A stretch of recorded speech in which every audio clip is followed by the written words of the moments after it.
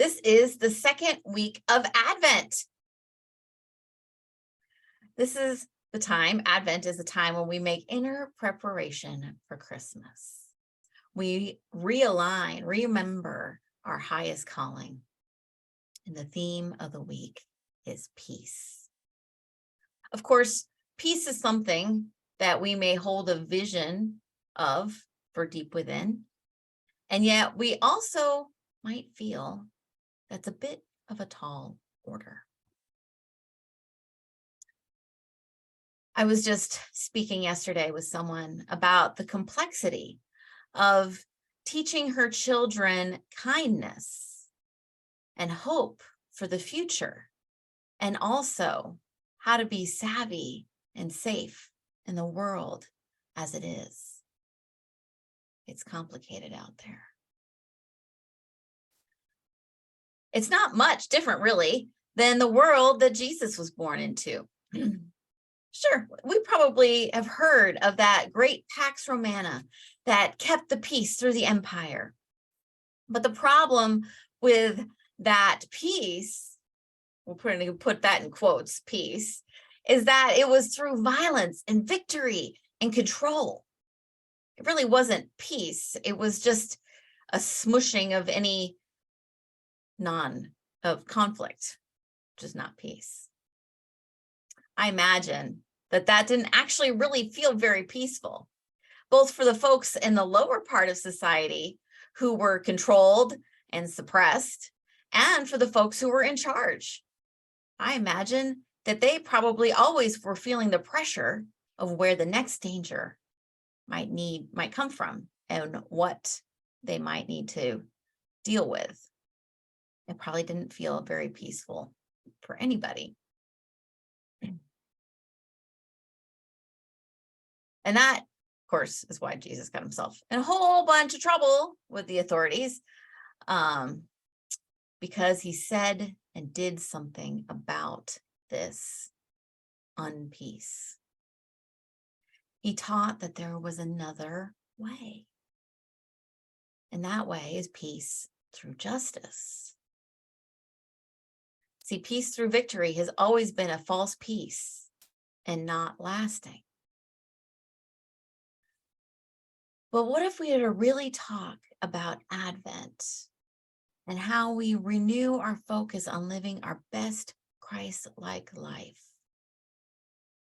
I must ask the question, how are we working towards peace through justice?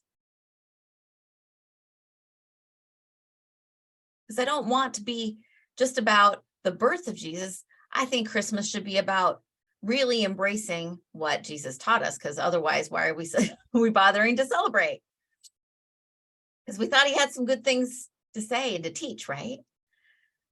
So maybe you're wondering, what does that mean? What does peace through justice look like? I'm so glad you asked. Well, how are we disassembling the systemic ways that maintain our unjust world and bringing forth the kingdom of God on earth? That's a world that works for all. I mean, that's what Jesus talked about so much, was disassembling the systemic injustices of his world, the ways that people were kept scrambling and in poverty and under the control of others. There's ways that looks true now. So what would doing this look like? Well, there's this great concept quote by Desmond Tutu. I'm not actually quoting. I'm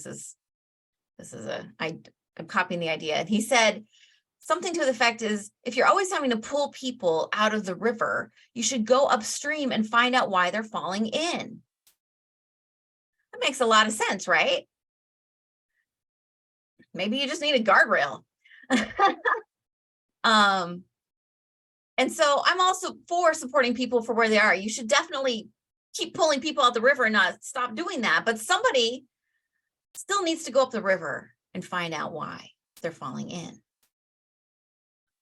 So I believed that to create real peace, we have to do a lot better at keeping folks from falling in. What if, just imagine with me for a moment. Just have a John Lennon imagine moment. What if we put food banks out of business because food insecurity didn't exist? What if all children had excellent, safe, and ability appropriate education? What if no one ever lost a loved one to war? What if all people were welcomed and celebrated for their unique contributions to the community instead of just which employment boxes they check? What if everyone had affordable, affirming, and timely access to all kinds of healthcare, including mental health care? What if all people learned to communicate and get their needs met in ways that were kind? What if we learned to live in harmony with the earth, both through embracing of technologies and shifting of habits? What if the decisions and decision makers of a community were truly reflective of the community?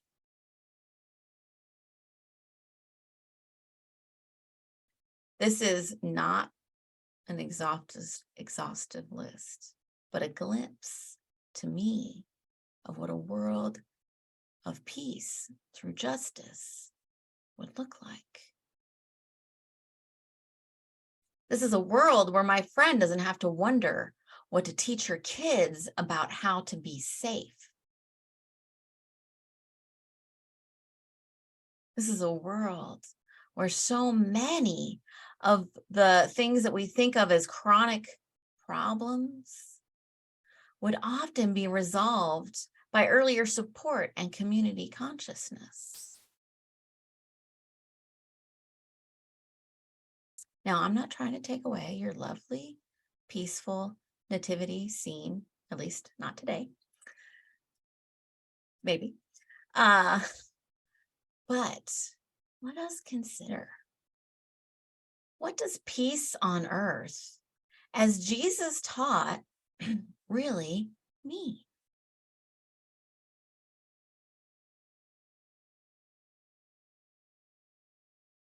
I believe that most of the challenges we face throughout time and now, our spiritual nature, what if we took at all of the challenges, we could list off a million things that whatever's on our heart that we see as challenges, and we see them as spiritual in nature. And I say this because the core is so often about not seeing ourselves in the stranger, or not knowing our oneness, or not knowing our worthiness. That's a big one. If we don't know our worthiness, then we're always having to grab for more.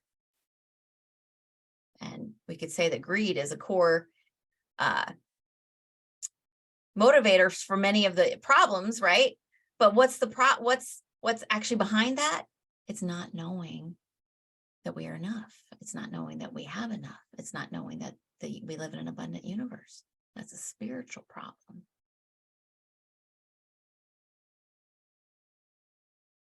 It's about not knowing the divinity of ourselves. It's not knowing the divinity of each other. And of course, if you're here, you probably know these things, but it's about how do we continue to grow that in our community? Because there's a spiritual solution, because the problem is here in people. So the solution must be from a higher level. So the solution must be spiritual.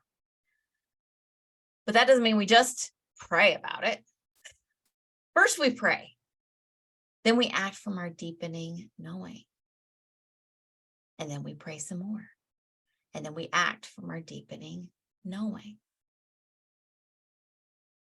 So when we think about the injustices, the places where people's needs are not being met, the places where people are falling in the river, the places where things are not just or safe, those are the places where we have an opportunity to come forth and bring peace through justice. Now, each of us can't solve all the problems. And that can be overwhelming to think about. And I'm not saying that we all need to figure out how to solve all the problems, but I think that within us, we have probably a handful of things that we feel really tender about.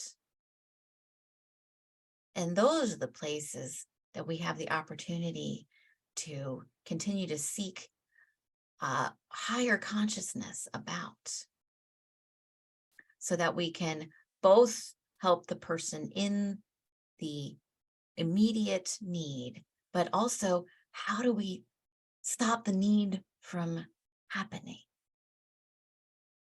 so we can bring about peace on earth. So I think that taking whatever actions we're called to take about this peace is the most fitting way to celebrate the birth of our teacher, Jesus. I mean, if imitation is the sincerest form of flattery, and Jesus wasn't going around asking people to follow him and worship him, he was asking people to follow him. He was asking people to do what he taught, which was cause some trouble, right? Which, we talk more about at Easter. So have your peaceful nativity scene, but what do we do really to bring peace about on earth? To bring about the kingdom of God on earth now. So this week, you have homework. This week, the week of peace. Meditate on what is yours to do. And then, not only meditate on it, take a step on whatever that is.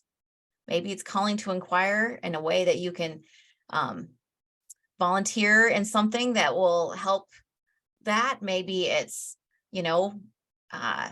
writing a letter to your elected official saying, hey, this is not fair and it needs to stop. Whatever that is, that we can bring about a more just world, that we can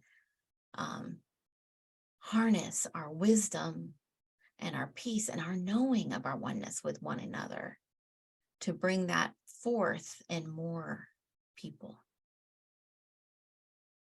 So pray first, then act, and then pray, and then act.